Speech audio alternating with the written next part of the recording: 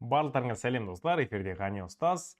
Математикалық сауаттылық курсының нұсқа талдау бөліміне қош келдіңдер. Бүгін бізде кезекті ұлттық тестілеу орталығының нұсқасы бірден давайте кірісейік. Нөмірі бірінші есеп x плюс y 5 болса, онда 4x плюс 4y өрнегінің мәнін табыңыз дейді.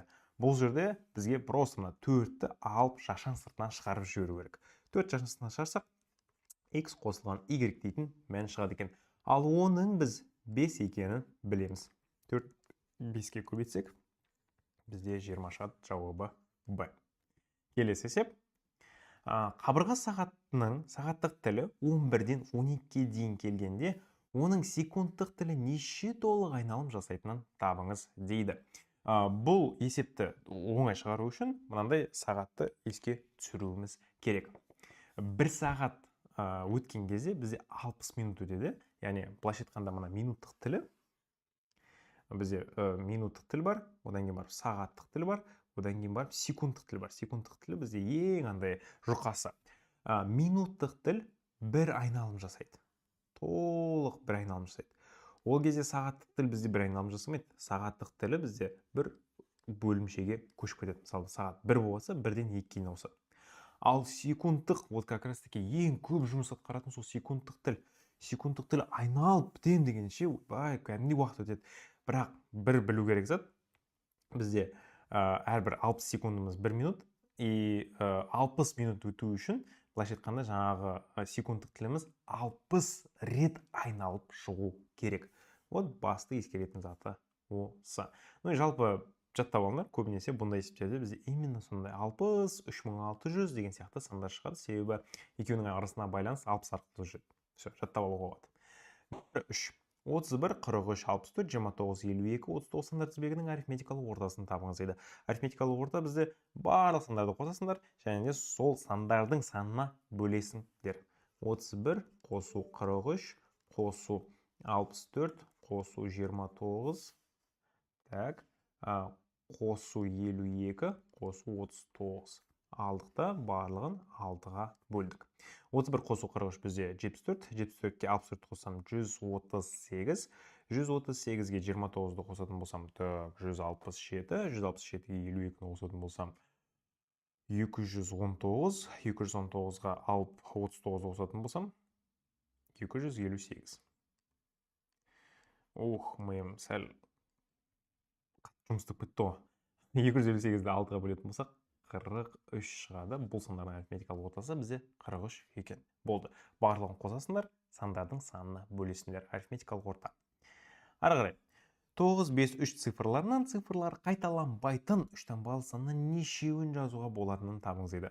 Байқап тұрсаңдар, мына нұсқа бізде өте оңай нұсқалардың бірі болыпты. Комбинаторика есебі барлығымыз білеміз. Егер қайталанбаса, онда біз жай ғана 3-дің факториалы деп есептей салсақ болады. Немесе орынға қойып есептейтін адамдар үшін, ячейкаларымызды жазып қойсақ болады. Бірінші орынға мен 3 санды қойылам. 9, 5, 3. Үшеуінде қойылам. Екіншісі, қайталанбайды десе, мысалы 5-ті қойсам бірінші орынға, мен ол 5-ті ала алмаймын уже. Оның орнына, то есть 2-ақ вариант қалады. Қалған 2 вариант. Мысалы, екінші орынға 9-ды қойсақ, онда үшінші орынға тек қана бір ғана сан келеді. Ойлап қалып жүрмеңдер, мен 3, 2, 1-ді қойып жатырмын деп. Бұл 3, 2, 1 дегеніміз варианттар саны. Яғни мына жерге 9-да, 5-те, 3-те келеді. Мысалы, мына жерге 5 пен 3 келеді. Мына жерге тек 3 келеді деген әңгіме. Бір ғана сан келеді. И вот сол арасында көбейтуін қойып жасақ, 6 вариант шығады. Енді айтулары мүмкін. Ағай, неге просто орнына қоя салмасқа, неге сондай, мысалы, 953, 935 деп варианттарды перебор жасамауға? Болады, перебор жасап тастасақ болады, бірақ 4 сан беріп қойсашы. Ол жерде 24 вариант бар. 5 сан беріп қойсашы, 120 вариант санауға дайынсыңдар ма? Қиындау, сондықтан мына формуланы жаттап алыңдар. Нөмір 5. Суретте көрсетілгендей таяқшалардан құралған шаршылар осы заңдылықпен төмен қарай жалғасады. Келесі қатарды құру үшін қанша таяқша қажет екенін анықтаңыз дейді. Былайша айтқанда, бүйтейік, құрап тастайық. 1, 2, 3, 4, 5, 6, 7, 8, 9, 10. Болды. 10 таяқша керек екен. Барлығымыз кішкентай кезімізде мынандай конструкторлардан, жаңағы әртүрлі былайша айтқанда қолға келген заттардан осындай құрастыратын едік қой, естеріңде ме? Сол кезді еске түсіріп, жай сызбасын жүргізіп, салып тастау керек болды. И жалпы мен байқағаным, мына ұлттық тестілеу орталығы нұсқаларында осындай 5-10 есептер, 5-10. Осылар бізде геометриялық есептер. Логикалық болуы мүмкін, жаңағы есептеу формуламен есептейтін есептер болуы мүмкін, бірақ көбінесе осындай геометриялық есептер. Соны өздеріңе белгілеп қойсаңдар болады, 2 геометриялық есепке дайын болу керек. Нөмір 6. Аленің бірінші күні кітаптың 100 бетін оқыды, ол кітаптың барлық бетінің 20%-ын құрайды дейді. Так, 100 бетін оқыды 20%. То есть 100 дегеніміз бізде 20%, x дегеніміз бізде 100%. Осылайын шығарсақ болады. Значит, x-іміз бізде 500 шығады екен. 500 бет бар. 100-ді 100-ге көт, 20-ға бөлсек. Екінші күні ол бірінші күні оқығанының 80%-ын оқыды. Так, бұл жерде негізі даже мына естімей қойсам да болады екен, ну жарайды, қарайық. Екінші күні бірінші күні оқығанның 80%-ын оқыды. Яғни 100 беті бізде 100%, соның 80%-ын табу керек. Или сразу 0,8-ге көбейте салсам да болатын еді. 80 көбейту 100 бөлінген 100, ол 80 болады екен.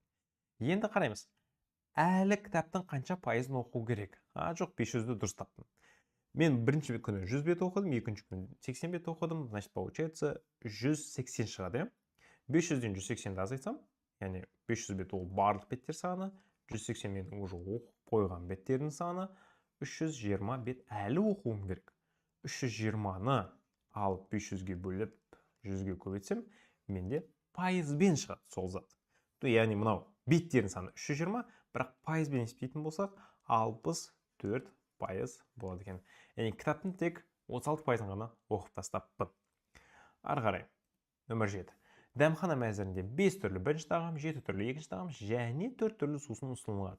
Бірінші, екінші және сусыннан тұратын түскі асты неше тәсілмен таңдауға болады дейді. Достар, бұл есепте жай ғана көбейте саласыңдар. Бұндай типаж есепте 7 түрлі анау, 5 түрлі мынау, 4 түрлі мынау деген кезде көбейте саласыңдар, бірақ өтініш мұқият болыңдар. Кейде бірінші мен екінші деп сусынды сұрамай қалу мүмкін. Онда жауабы 35 болады. Мысалы, екінші мен сусынды сұрау мүмкін, біріншісін қоспай қалу мүмкін. Барлығын көйтіп қосыңдар қате. Сондықтан мұқият болыңдар. Бір затты сұрамай қалу да мүмкін, бірақ есептің шартына беріп қойып сұрамай қалу мүмкін. Мұқият болыңдар. Нөмірі 8-ші есеп, кестеде дүкеннің 3 аптадағы шығыны мен кірісі көрсетілген. 3 апта бойынша барлық пайданы анықтаңыз дейді. Енді біз нағыз бизнесменбіз, мына жерде кірісіміз бар, шығынымыз бар, ақша деген мына жерде жүріп жатыр. Ең алдымен мына екеуін қосып жіберсек болады. 52 мыңға алып 58 мыңға қосатын болсақ, бізде 110 мың 100 теңге шығады екен. Так, енді соны алып біз 49 мың 700 теңгемізді қосамыз. Шығатыны 159 мың 800 теңге. Бұл кіріс 3 апта бойынша.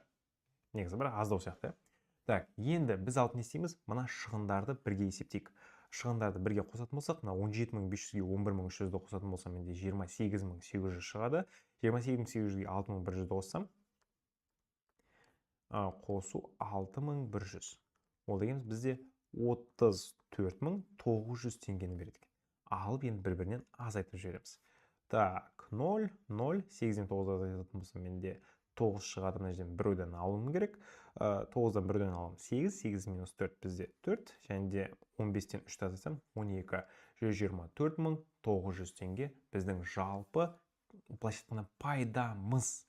Шығындар андай коммуналка дейтін шығын бар, мүмкін андай салық дейтін шығыны бар. Солардың барлығын ескергеннен кейін нағыз біздің қолымызға түсетін ақша 124.900 теңге.